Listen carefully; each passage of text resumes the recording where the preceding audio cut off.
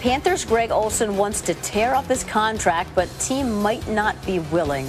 Adam, what's the latest on Olsen's contract and the possibility of rebuilding it? Tough spot because he's got a couple of years left on that contract right now. The Panthers were smart, and they redid this deal a few years back and gave him $22 million with $12 million guaranteed, which was a deal to get him ahead at that time. The problem is there have been some big money tight end deals recently, so Greg Olsen's now the 12th highest paid tight end in the league, and he's producing like one of the very top tight ends in the league. Do you agree, evaluate him as one of the best? Oh, absolutely. The problem for them is, again, trying to project how he's going to be going forward because he's 32 years old. They've got him at a great price, $6.5 per year over the next 2 years, but he's looking at guys, what's Jimmy Graham making? What's Travis Kelce making? They're up at $10 million per year. I mean, that's where he wants to get to, and he deserves it. Sure. He's been racking up the stats the past 3 years. Yeah, both sides have a case. It's really a tricky situation. Yeah. But I'd say, where would Cam and where would this team be without him?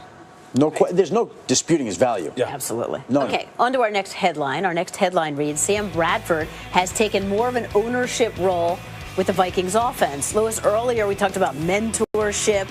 I mean, what do you think? Does Bradford have what it takes to really lead this team, lead this offense? Yeah, I think he does as long as they keep him healthy, which means the offensive line has to continue to develop, and now it has to stay healthy. They signed 2 new offensive tackles this year. They have new running backs this year. So now it's just going to be about keeping Sam on the field. Guys up there have already said, though, that he has developed great rapport with some of the players that are already there. It's just about, hey, how does the offensive line really hold up? Because that is what the downfall was last year, despite the fact that he's had career highs in terms of completion percentage last year. The fact of the matter is right now it's his job because Teddy Bridgewater is not capable of being out there on a full-time, regular basis. So as long as that's the case, Sam Bradford gets to take the reps. Bridgewater, they're hoping, can make it back.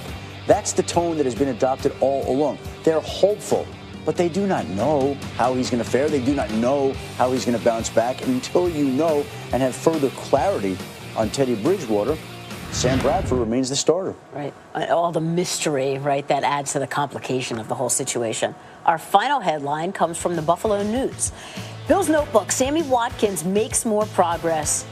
Adam, what can you tell us about his health, how he's doing? Well, it's incremental progress, Susie, because last week he was on the field on a limited basis. This week, he's gone through a few 11-on-11 drills, 4 or 5 times of practice. They don't need to rush him in June. They want to be very careful after he underwent foot surgery in January. They want to take their time, make sure he's healthy, because when he's healthy, he can be dynamic. Could this be a good comeback season for him? You hope so, Susie, but you can tell they're taking the game out of the hands of the quarterback up there. Look, they signed Patrick DeMarco.